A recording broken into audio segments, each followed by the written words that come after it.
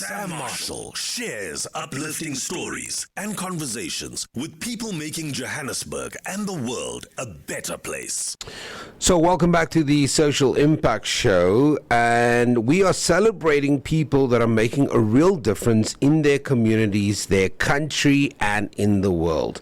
Now in October, what we've done here on 919 on the Social Impact Show is we've recognized October as our Champions Month, and we're shining the spotlight on individuals who've done more than just succeed. They've uplifted, inspired, and led with purpose.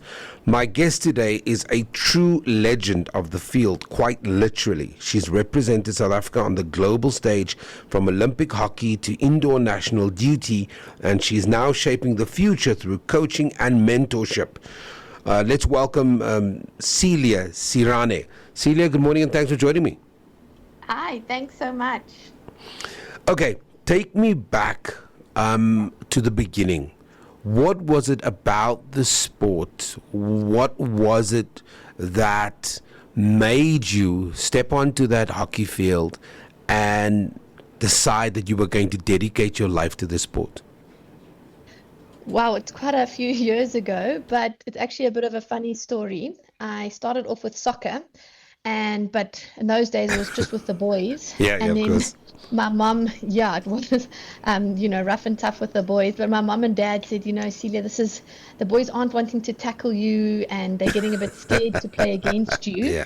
Let's find you a sport that suits girls and boys, but that suits you, because I want to run and I want to be active and I want to be in a team. So that's when I found hockey. And the saying, like, you love at first sight, it was literally that. And I was super happy to pick up a hockey stick and go and train every single day. And it was really just something I'm very passionate about from the get-go.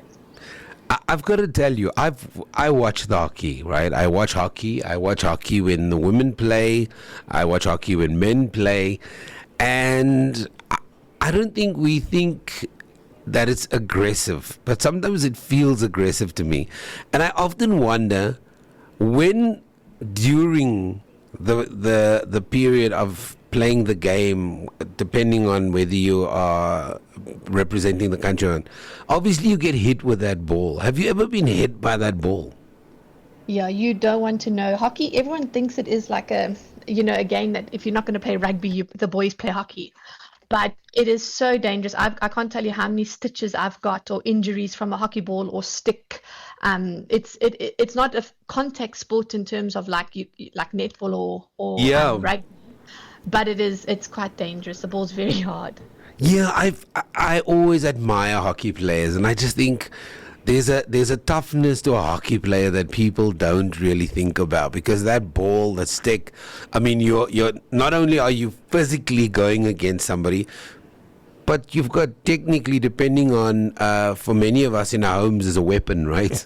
So that's hilarious. I never knew that. Many of us use hockey sticks as weapons in our homes to defend ourselves in case of a burglar or whatever. To see somebody then have the hockey stick plus the ball, that combination, and then also to then physically go against each other, I've always had respect for hockey players. You've had an incredible career, Celia, from international caps to Olympics. What moment, and there must be many, but I'm going to ask you unfairly to choose the one champion moment, that defining champion moment for you? There's obviously a lot, like you said, but if I can choose two, I think as South Africans, we don't win a lot of like the major international tournaments, but Africa Cup is a huge one for us, and that's when you play all the other African nations and you qualify for the Olympics or a World Cup. And I think winning that type of trophy is really important for South Africa, because then we won't be able to compete in the international stage. So the under 21 teams and the senior teams to win those trophies and those tournaments, it's vital. And then another moment, I think attending the Paris Olympic Games last year was a huge highlight in my career, because I was privileged to go to Tokyo, but it was locked down, and we didn't have spectators and the support the normal Olympic field.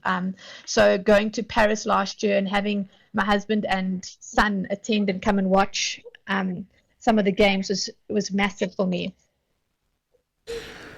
There, obviously, our show we focus on impact, and we talk about we talk to people every day, and we have chats to them about the impact that they make and how they see their impact in the world. And you have gone from obviously a player to now a mentor and a coach, and that obviously you have a deep understanding of the game, but I think it's a different skill set. How have you accepted this role of being a mentor and a coach for this kind of newer generation, and also using your accomplishments to pave the way for others? Yeah, I think being a good hockey player doesn't make you a good coach. So that's the first thing that everyone just presumes, you have the CV, but now you can coach. But it's not always true. And it's interesting that you say, because I always feel like, well, I felt in the past that, oh, I'm going to be too soft of a coach. No one's going to take me seriously. But I think the new generation needs that. I think you have to be honest. I have to be honest, because that's people can see through you if you're lying and selling them dreams. But I think the new generation needs that reassurance, and they need that you're not just a athlete, you're a human as well. And I think that if I look where I started in the national team and the coaches that we had, it was hard, it was really tough, and the players of today wouldn't cope in that environment. Yeah, so I think that's the first thing. But my actual interest really lies in the youth, and exposing hockey to as many people as possible. I think hockey is seen traditionally as a rich man's sport because it is expensive. The equipment is expensive. But if I can expose people to hockey and grow the sport throughout South Africa, then I'm happy. Yeah, and I think that even says to me that you've always looked at the game slightly different to others. Most players are happy to play, and then after their time is up, they go into some kind of corporate environment or stuff. But you have a love for the sport that transcends just the ability to play it. And I often wonder, I mean, you talk quite beautifully about getting involved in soccer and then pivoting to hockey, and then kind of finding this love for the sport, and then never imagining that you would reach the highest levels, that you'd be able to compete at the highest levels. And now post your game era, you are now kind of paving this way for young people coming into it. And you're saying, well, you know what, even the coaching style is slightly different. It's not about controlling, but it's about guiding. And I just wonder, kind of as a person in life, how does the values that you have for the sport transcend into your personal life? What kind of person are you like in your non-professional playing life? I think I'm quite an outgoing human. I enjoy spending time with family and friends. I don't know, I'm quite chilled, but I'm very focused and determined. I think when you said, you wouldn't think that it would transcend into something bigger, but from the beginning, I want to achieve something. I don't just want to be an average human. So anything that I am going to tackle and do, I want to do it to the best of my ability. And I'm not going to cheat to achieve, but I'm going to work and make sure that I'm going to achieve. Yeah. One of the big things, Celia, that we've seen in a sport just across the various codes is that there's always been this ask, and I think it's been more pronounced in soccer, where we've asked, hey, what happened to the legends? Why are the legends not giving back? Why are they not getting into grassroots? And why are we not using ex-champions to kind of help develop the sport? Are you having these kind of conversations in hockey as well? Yes. Well, my brother played professional soccer actually for many years, so I think I know some of the soccer background, and how it is in South Africa. He coaches in America at the moment, and also with the youth. And we have chats quite often about it, and the differences between soccer and hockey. I think the thing is that because hockey is not a professional sport, a lot of people go into coaching because they end up being teachers. So it's actually, I think the current coaching circles in South Africa are looking quite positive, because a lot of people end up coaching, whether it be, you'll find a lot of the national coaches. The under 21 coach at the moment is an ex-national player, senior national player. So you'll find that people that are running university structures. If I think of Leno Marais, she was a senior when I was a junior in the senior team, and now she's running Marty's hockey. So that, I think, in the hockey it happens, and I think that's beneficial for the sport. Yeah, tell me a little bit about you, and I think it's a perfect segue to tell us a little bit about what you're doing from a coaching and a mentorship perspective. So I run a hockey academy based in Pretoria, but the main thing that I actually really enjoy and do is I go out to Limpopo or Mpumalanga or various provinces, and I run hockey clinics and coaching coaches. And I find a lot of value in the coaching the coaches. I studied teaching, and I think it's the hockey education part of it. I think there's a lack of, and at the grassroots space, because a lot of coaches don't know hockey, and because it is such a technical and difficult sport, teachers have to coach a sport, and then they are just sort of like, okay, good luck, here's 60 children and teach them hockey, and they're overwhelmed because they've got a lot of workload. So that's my job, is to come into schools, create some type of structure, training drills, teach them the basics, and physically be there to guide them, and how to create a season and training programs for them.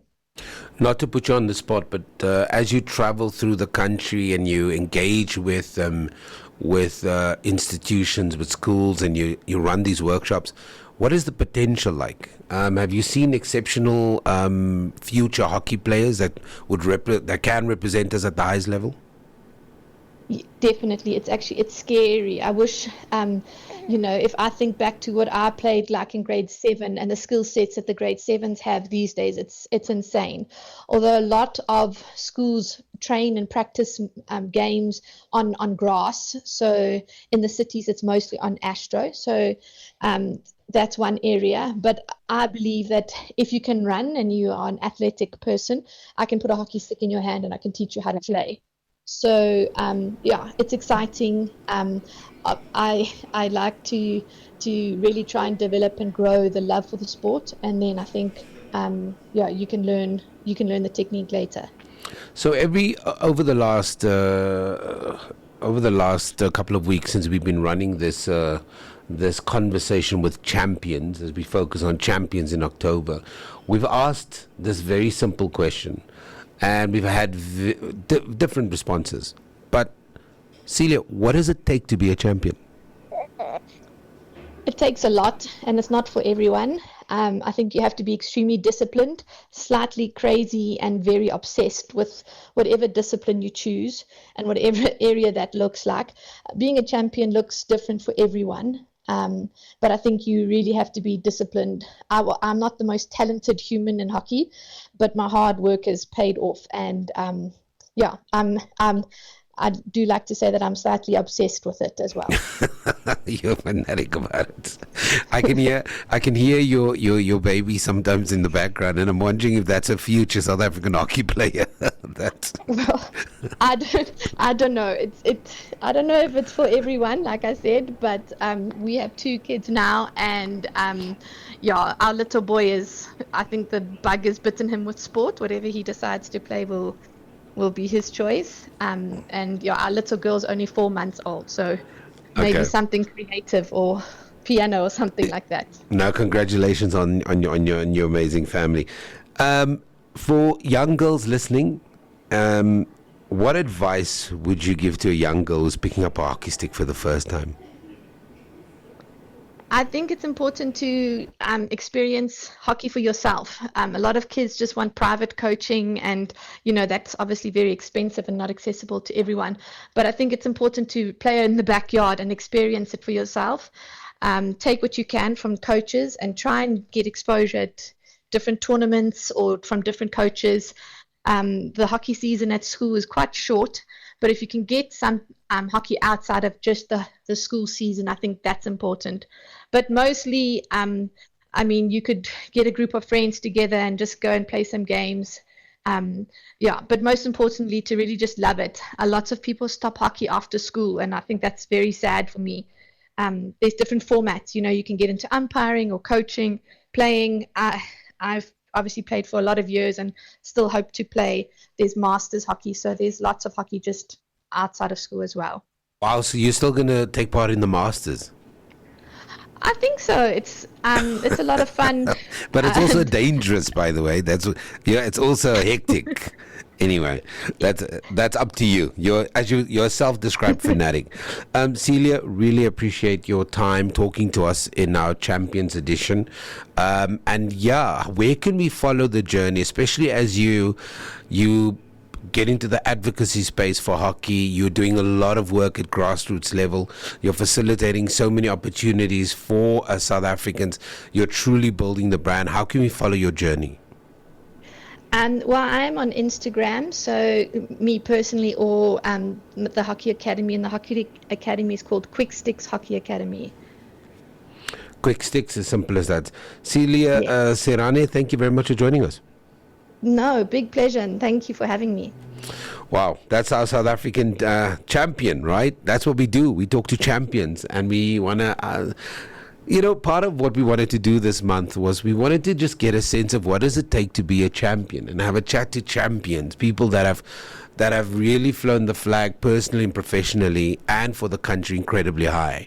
And there, hopefully in these conversations, you're starting to pick up these nuggets of self-determination, of drive, of this unshakable belief in their ability, but also this level of humility that these champions show every time we engage with them. The level of understanding of what it takes to be a champion, of kind of doing the one step, then the next step, then the next step. And it wasn't a overnight success. And even at the height of the success, they go back to the drawing board. And I think this mirrors real life. You're right. We have these highs and we have these lows, but we have to keep on moving forward. And I think when we engage with these champions and we talk to them about their lives and the journeys that they've been on and what it takes to be a champion, I think there are little nuggets for us, just little nuggets, not all of it, but some of it. Some of it will resonate with you. And maybe you're not the next Celia Seerane. Maybe you are not the next whoever. Maybe you're just you. But what does it take to be successful in your life? What does it take to drive? What does it take to make sure that today or tomorrow is better than today? And that's what we're trying to do in these conversations. And we take our hats off. We take our hats off to these champions that have flown the flag incredibly high. We don't often realize the amount of sacrifice it takes to be a champion. And in our own words, there needs to be an unhealthy obsession, and it needs to be an unhealthy obsession in our lives. If you want a good life, you need to have an unhealthy obsession with wanting to have a good life. If you want to be surrounded by good people, if you want to have a great family, great friends, it needs to be an unhealthy obsession, because then you're going to think about the value that people bring to your life. How much time do you give to others? How much time do you put into things that will add value to your life? And I appreciate these champions. I appreciate these incredibly respected athletes, people of industry, captains of industry, for sharing their journey and their stories with us. And we do it every day just after 10.